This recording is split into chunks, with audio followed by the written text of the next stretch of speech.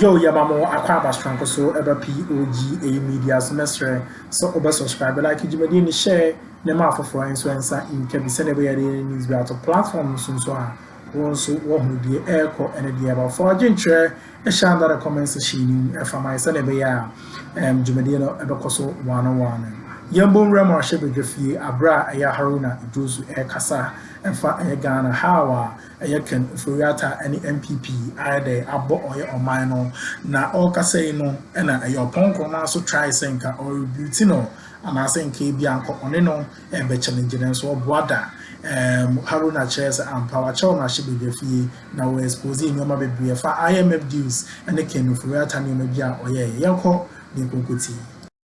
Honorable members, motion moved and seconded. This for the consideration of the House. Yes, Minister for Education. Mr. Speaker, let me thank you for the opportunity to contribute to the adoption of the Committee of Finance report on the indicative debt restructuring terms between the Republic of Ghana and the Ministry of Finance and participating creditor countries.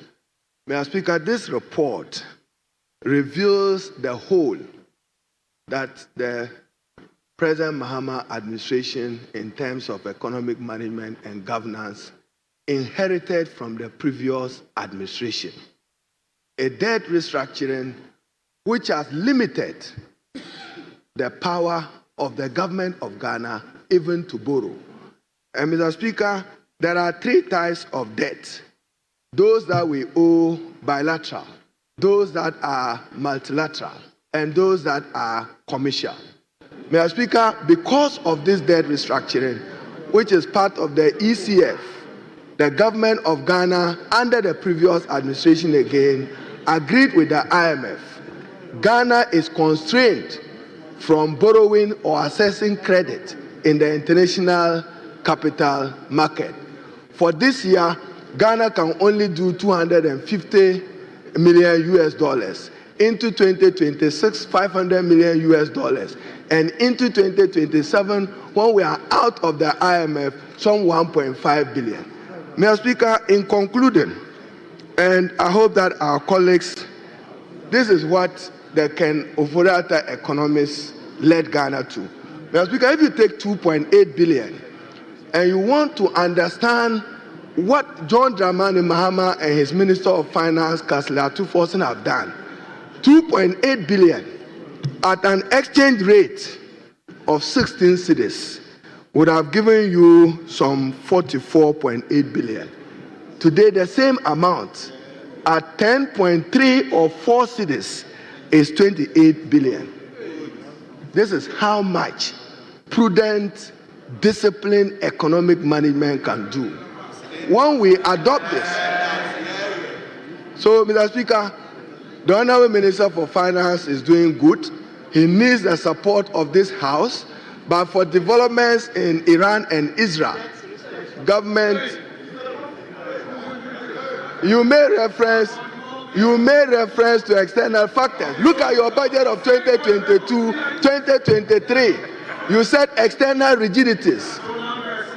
Honorable Oppong, Akroma, remember, I have recording of your debate here. You made reference to external factors and external rigidities. Remind your leadership. So, Mr. Speaker, I speak in favor of the adoption of the report and to remind that if government takes prudent decisions that stabilizes the city, we can make enormous savings, because how much cedis you need to service debts at 2.8 billion yesterday will not be the same amount today, even though the amount is still $2.8 billion.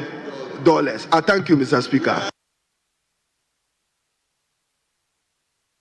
Yes, former Minister of Communications, or the information.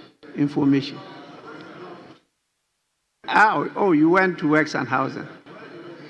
No. I was at Water Resources, Works and Housing. Is at a subset. Yes, please. Mr. Speaker, I thank you for the opportunity. I rise to speak in support of the motion that this report be adopted by this House.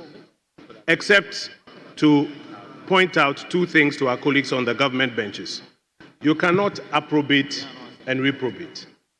When the finance minister took office, the Honorable Akuffo, one of the first things he did was to issue a statement that the debt restructuring program was being completed on his watch, and there was a lot of applause from the MPP side and the NDC side that the program that had been started he was concluding. Yet, whenever it suits our colleagues on the other side, they want to wish all of it away as though it is not a program that they are participating in. Just a few days ago, Fitch Ratings upgraded the Ghanaian economy. And if you listen to the commentary from our colleagues on the other side, they were at length to seek to appropriate credit that the new administration was the reason for which the ratings had been upgraded. I have a copy of the statement from Fitch here. Out of the 10 reasons that were given by Fitch, about 7 of them squarely had to do with the debt restructuring program. So when it suits you in one breath, you want to take credit for the work that has been done to bring the economy to a particular point. When it suits you, then you want to turn around and pretend that nothing good has been done in that area. Mr. Speaker, the second point, the Honorable Minister for Education, my respected senior, the Honorable Haruna Idrisu, a few minutes ago was alluding to the fact that we have talked about external factors impacting the Ghanaian economy. Yes, indeed, we did so. But you will recall that a few days ago, the President of the Republic, His Excellency, John Dramani Mahama, was talking about the fact that the difficulties currently going on between Iran and Israel had the likelihood of affecting the economy that you are running. In fact, you yourself, a few minutes ago, you cut your tongue because you were just on the verge of admitting that external factors have an impact on the Ghanaian economy. And so, Mr. Speaker, what has changed?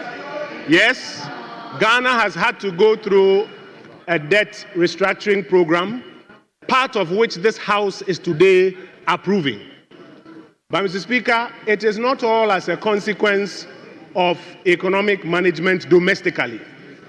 As is being admitted, it is partly, and in this case mostly, as a result of the external factors that had an impact on the Ghanaian economy. Mr. Speaker, I'd like to caution our colleagues on the other side. When it comes to debt, those days when we were on the government benches, we kept telling them that your debt stock can change when you haven't borrowed as a result of how the exchange rate is performing. And in those days when we say it, they will be mocking and laughing that it's not true. A few days ago, the President of the Republic was saying that debt stock is reduced by about 150 million. Yeah. Why? Have you paid down those debts? It's because the exchange rate has performed a particular way, and the reasons for the performance are well known. And so, Mr. Speaker, we all support the report that is before the House. But I want to encourage my colleagues that this path of always seeking to approbate and reprobate, stop it. And now that you are in charge, take full responsibility for the pluses and the minuses that come together. I thank you, Mr. Speaker, for the opportunity.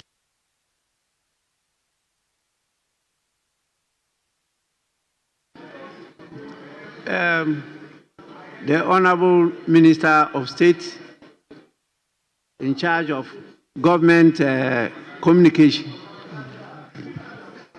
Thank you very much, Honorable Speaker, for the opportunity to make this brief contribution. Mr. Speaker, no one on our side and in government has approbated and reprobated. Mr. Speaker, there are facts that we cannot run away from. The domestic debt exchange program, or if you like, the restructuring program, is far and away the harshest economic policy. Jumadi no ofami no yada but best also subscribe. Like Jumadi share them out for friends and can be kindly click on the notification bell so send a the news via platform so on. One with the airco and the air, but Jumadi no yet was no a year or Kasai, a year for less of Fusuka so and then some Dona to Ghana just in years into the airco in Koku. Ever implemented in the history of Ghana. Mr. Speaker, the consequence of that was that a staggering 1.3 million Ghanaians were told overnight that the proceeds of bonds that they had bought in the hope that they were securing, I beg your pardon, their future and existence were not going to be paid for some time. And even if it was going to be paid, it was going to be paid at a rate much lower than what they agreed when they were buying the bonds. And that the tenor that they were given was going to be extended by significant years. Mr. Speaker, many of those who were affected this way were in the Ghanaian middle class. Overnight, they slammed into penury and they were gnashing their teeth. Mr. Speaker, the most important point, however, is that this was self-inflicted. The mismanagement of the Ghanaian economy began no sooner than when the MPP took over power in 2017. Mr. Speaker, by 2019, or if you like 2018, it had become apparent that they were mismanaging the economy. And you could tell so from the budget deficit, which gives an indication of whether there is prudence or there is mismanagement. By 2018, the budget deficits that they inherited had started going up. For 3 consecutive years, between 2018 and 2020, their budget deficit was higher than what they inherited. Mr. Speaker, by 2020, they thought that it was more prudent to borrow and spend money that we didn't have in order to win elections. By 2021, their sins had caught up with them, and we were heading for a crash. By the time they adopted the DDEP, Mr. Speaker, they had absolutely no option, because that was the only way that the IMF would touch us with a long pole. Number 2, Mr. Speaker, and finally, before I sit, Mr. Speaker, it is Dr. Mahama Bawumia, who they touted as the best economist this side of the Sahara, who told us that the exchange rate is the biggest indicator of economic prudence. This was in the same lecture where he said the exchange rate will expose you if the fundamentals are weak. It is the duty of government to manage the exchange rate. So if you mismanage it and your currency crashes, and by that reason your debt balloons, it is your responsibility. You have incurred debt. The reverse has happened. We have managed the exchange rate well. So because of that, we have saved 150 billion Ghana cedis of our debt through enhanced foreign exchange liquidity. Mr. Speaker, between January and this month, close to $4 billion has accrued to this economy through gold exports. That is because now 80% of all small-scale gold that is mined in Ghana must be ceded to a government agency called the Gold Board, previously called the PMMC. That is what has enhanced forex liquidity on the market, because our exchange rate regime is defined by the same principles that we know to be demand and supply. There is adequate foreign exchange on the market. That is why the cedi is strong. So it was their fault that they incurred the debt. And we have done good by reducing the debt through prudent foreign exchange management. So, Mr. Speaker, we have not approbated, we have not reprobated. We have simply stated the facts when we say that the DDEP was their own doing. Nobody put a gun to their head to mismanage the Ghanaian economy. But what we can assure everybody in Ghana is that we will not tread the same paths that they worked on. We will learn lessons from what they have done, and we will manage this economy such that the gains that have been made will be sustained over the medium to long term. And finally, Mr. Speaker, nobody has said that global factors don't have an effect on an economy. They do. Since time immemorial, we all know that crude oil price increase on the world market affects the price at the pump. But it was not crude oil prices that resulted in the depreciation of the cedi. It was not crude oil prices that resulted in the DDEP. It was not crude oil prices that resulted in the humongous debts that led to the DDEP. Even as there is global crisis now, fuel price at the pump has reduced 8 times since the beginning of this year under this government. These are facts. So, Mr. Speaker, our friends on the other side should be mandate. Let them take responsibility for their mismanagement. I thank you very much.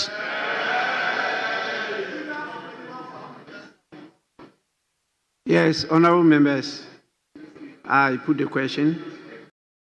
The other question ya the pitri ha na yedin some ni ebesi e dia ma message so be subscribe like jibade ni share na ma foforo enso ensanka bi ya ba parliament na yesa dia foforo enso ayi den so abro POG media de ma mu nim say ya de ensampa ene ensamo a ebebo aga na kwa na yede bram yanko na ya fa foforo bram makram.